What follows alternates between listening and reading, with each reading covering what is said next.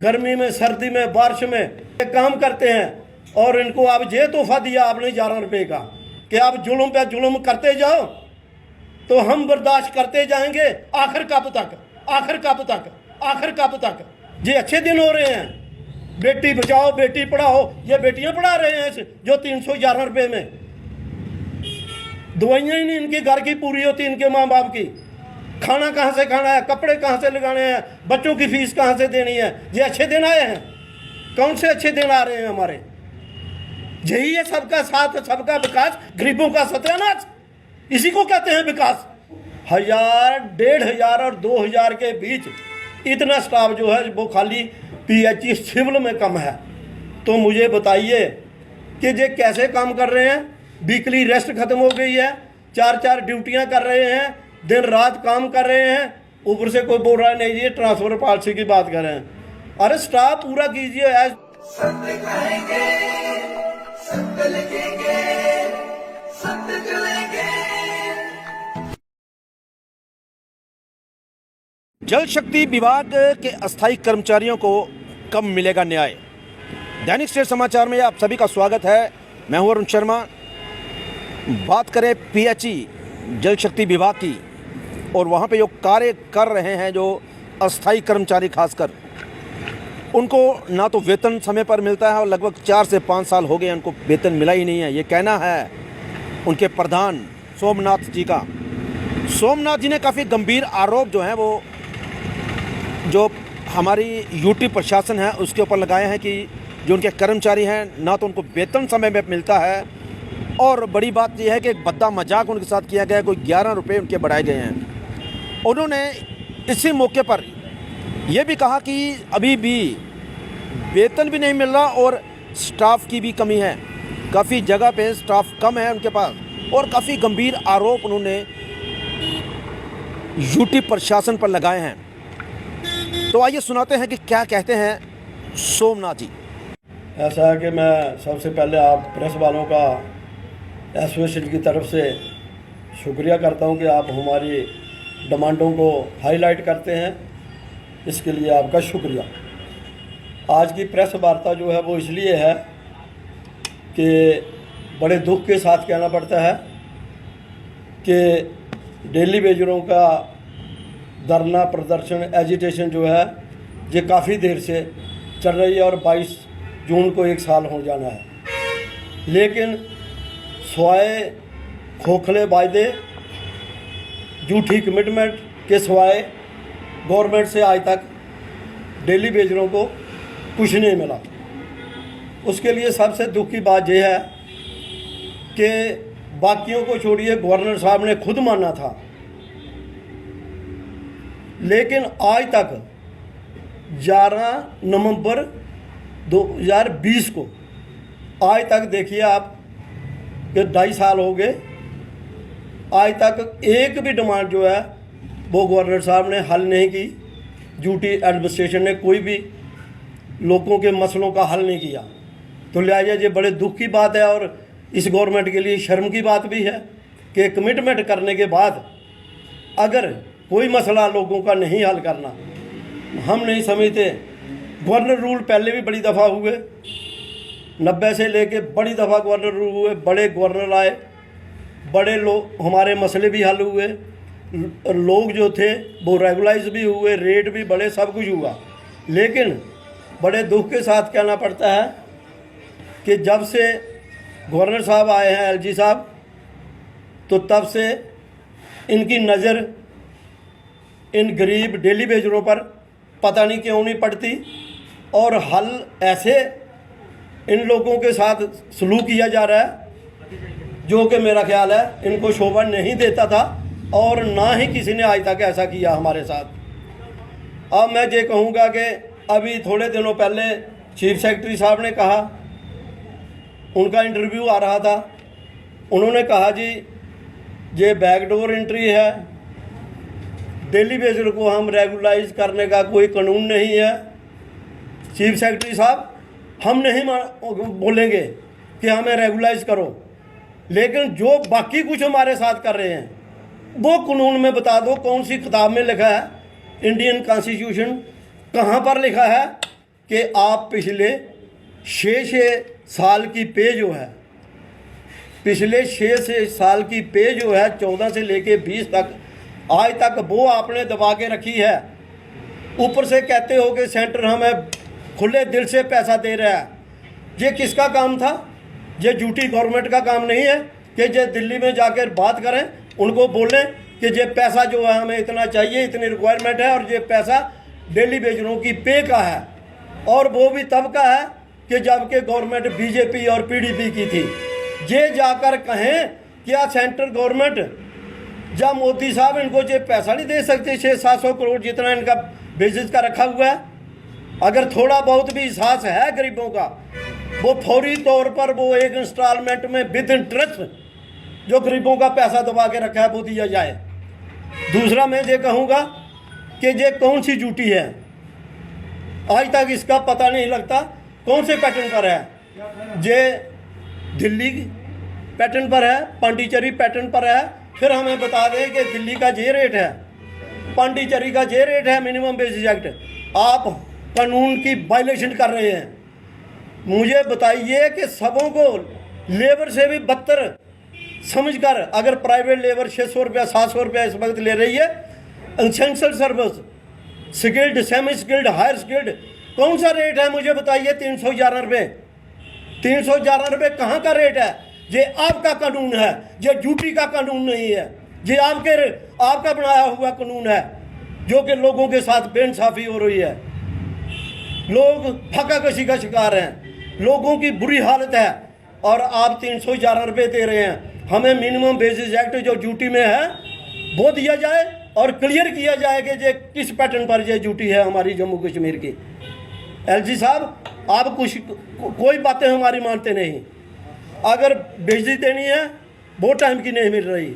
उसके बाद स्टाफ की इतनी ज़्यादा कमी है, मैं कहूँगा कि एक्यूट शॉर्टेज जो है, ये लोग दिन रात काम करते हैं, गर्मी में, सर्दी में, बारिश में ये काम करते हैं, और इनको अब ये तोहफा दिया आपने 11 रुपये का। और उसके बाद मैं ये कहूँगा कि कोई हमें भी अपने सोर्सों से पता चला है, मेरी डीसी साहब से जो नए जहाँ उधमपुर में आए हैं, मेरी पुरजोर उनसे अपील है कि प्लीज़ आप पहले डिपार्टमेंट को देखिए कि जहाँ पर स्टाफ कितना कम है। मैं ये आपको दावे के साथ कहता हूँ 1000, 1500 और 2000 के बीच इतना स्टाफ जो है वो खाली पीएचई सिविल में कम है। तो मुझे बताइए कि ये कैसे काम कर रहे हैं? वीकली रेस्ट खत्म हो गई है, 4-4 ड्यूटियाँ कर रहे हैं, दिन रात काम कर रहे हैं। ऊपर से कोई बोल रहा है नहीं ये ट्रांसफ़र पॉलिसी की बात कर रहे हैं। अरे स्टाफ पूरा कीजिए एज पर नॉर्म्स, हर स्कीम पर एज पर नॉर्म जितने आदमी आते हैं वो दीजिए। बाकी हम सब कुछ मानने के लिए तैयार हैं। अगर लोगों को फकाकशी का शिकार है, उनके माँ बाप हैं, उनके घर में बच्चे जवान हैं, जो आदमी 60 साल का डेली वेजर जा रहा है, उसके सारे पेंडिंग इशू आप कुछ नहीं देते ड्यू, उनके जितने पेंडिंग ड्यू हैं कुछ नहीं देते, उसको खाली बोलते हैं भाई तू चला जा कर।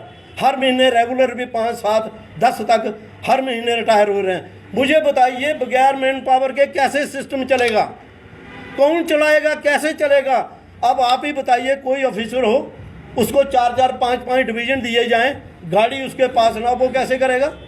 अब मुलाजिम जो है हर किस्म का काम करेंगे, ये लेबर का काम करेंगे, टर्नर का काम करेंगे, फिटर का काम करेंगे, मोटरमैन का काम करेंगे, वर्क सुपरवाइजर का काम करेंगे, ये सारे काम यही करेंगे।